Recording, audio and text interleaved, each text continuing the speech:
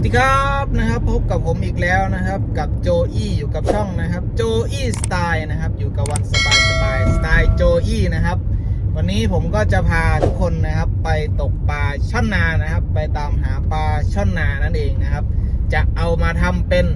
ปลาเค็มนะครับก็มีลูกค้าสั่งมาอีกแล้วนะครับก็เดี๋ยวไปดูกันนะครับว่าผมจะได้กี่แต้มวันนี้สุดยอดครับเชิญชมครับนี่ก็ถึงหมายแล้วนะครับหมายผมก็หมายเดิมๆนะครับอยู่ใกล้บ้านทางกลับบ้าน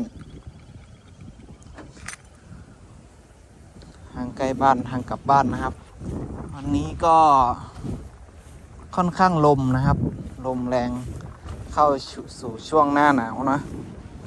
หมายนี้ก็เป็นหมายข้างทางเนาะอยู่ติดถนนแบบนี้เลยนะครับวันนี้พกขากล้องมา2 อันเราไม่รู้จะได้ช็อตสวยๆหรือเปล่านะ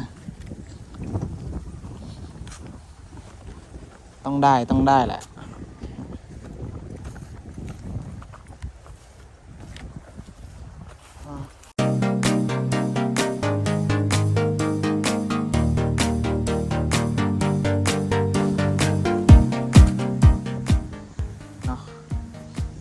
คลิปที่แล้วผมอยู่ฝั่งนู้นเนาะคลิปที่แล้วอยู่ฝั่งนู้นคลิปนี้มาฝั่งนี้ดูนะครับไม่รู้ว่าจะได้ตัวหรือเปล่านะก็จอดรถตู้ไว้ตรงนู้นเนาะกบยางที่ผมใช้ก็ตัวเดิมนะครับไปสปินเหยื่อนาก็ต้องคู่กับกบยางเป็นธรรมดา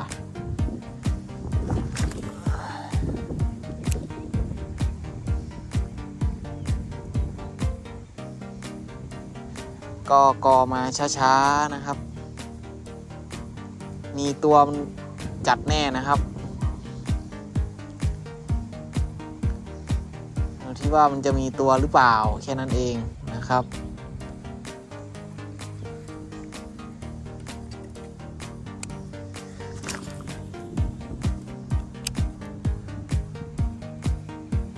จริงๆตั้งคันไว้แบบนี้ลดคันถ้ามันกัดลดคันแล้ววัดได้เลยนะครับปลานาเป็นปลาที่น้ำตื้นนะครับไม่จำเป็นต้องส่งสายนานไม่รู้ปลาหมอหรือเปล่านะ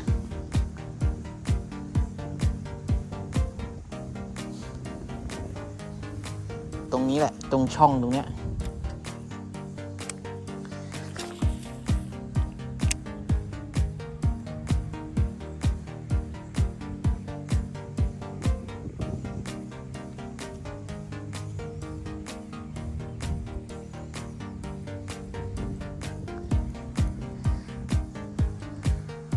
จะเดินตีไปรอบๆนะครับ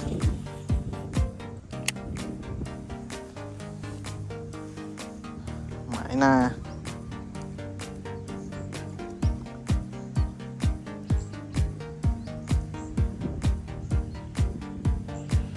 วันนี้ค่อนข้างลมนะ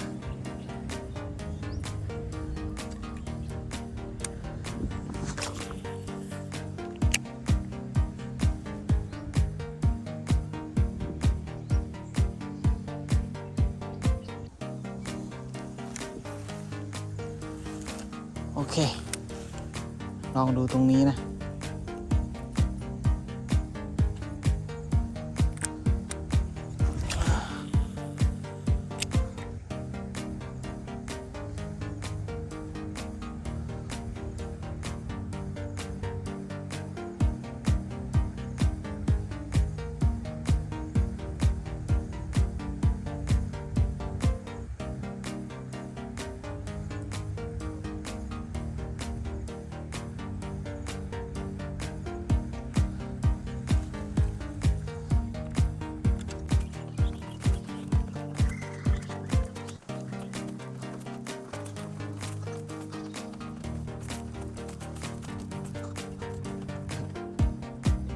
โอเคนี่ผมเดินรอบมาอีกฝั่งหนึ่งแล้วนะ ยังไม่เจอตัวเลยนะวันนี้ ลมเริ่มนิ่งแล้วด้วย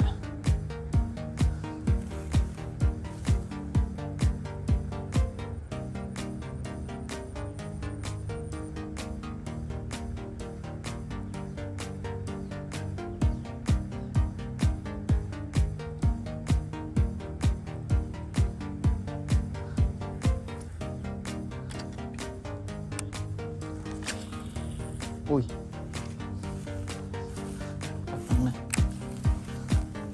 ผิดคิว ผมมือใหม่นะผมไม่ค่อยแม่นเท่าไหร่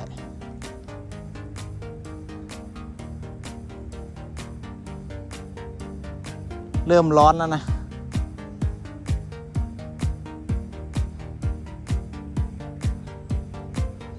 ตามหาตัวแรกได้เราจะมีสมาธิเราจะนิ่งกว่านี้นะถ้าได้ตัวแรกนะ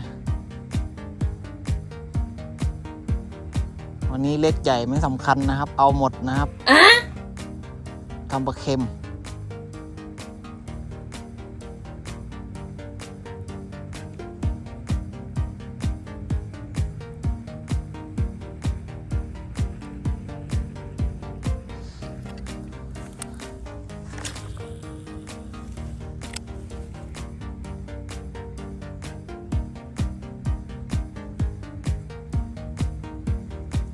หุย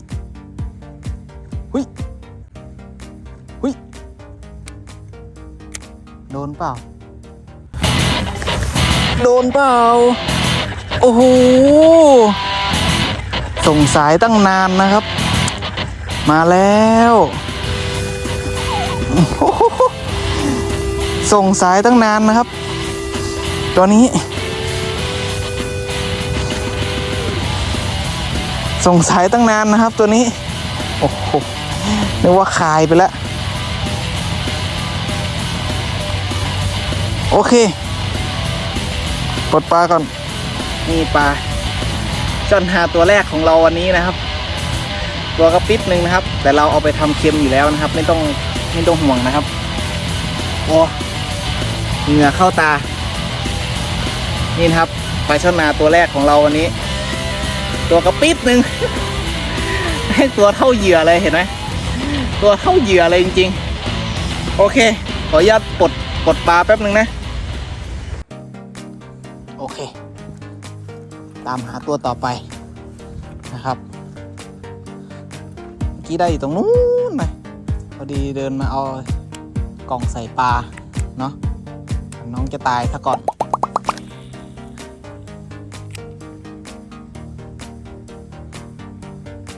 เล็กใหญ่เก็บหมดนะครับวันนี้บอกแล้วนะครับว่าจะเอาไปทำปลาเค็มเนาะแต่ไซส์ปลานาก็จะมีแต่ไซส์นี้แหละไซส์เล็กๆตัวไม่ถึงขีดนะครับไซส์เท่าเหยื่อ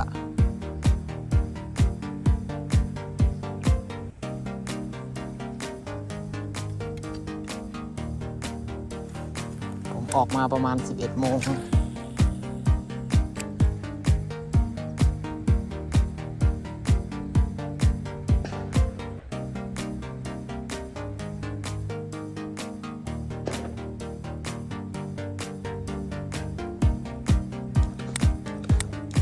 นี่ไงอุ๊ยกัดไม่โดนขอขยับไปก่อน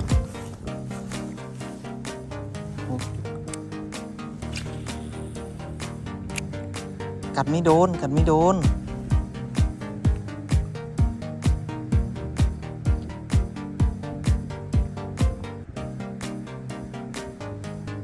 ตัวเล็กจัดกัดไม่โดนเอาอีกเปล่า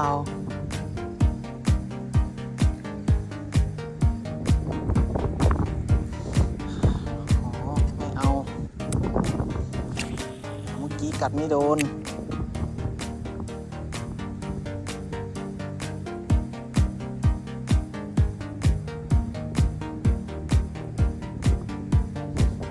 กัดใกล้ๆเลย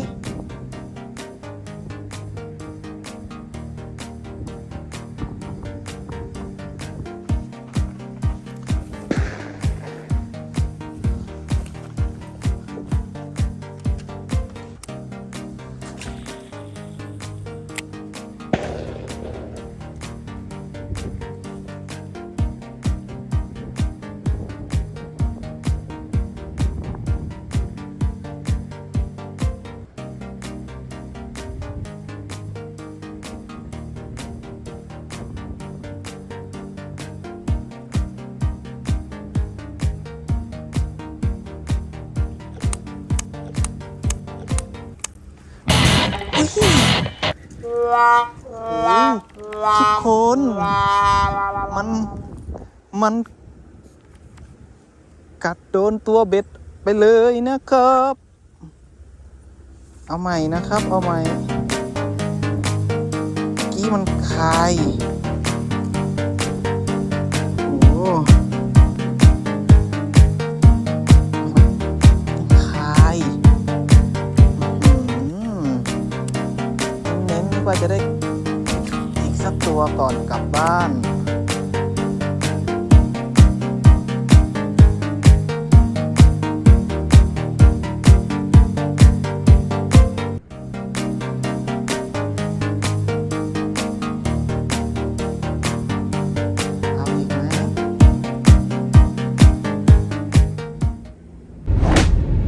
ก็สำหรับ EP นี้ก็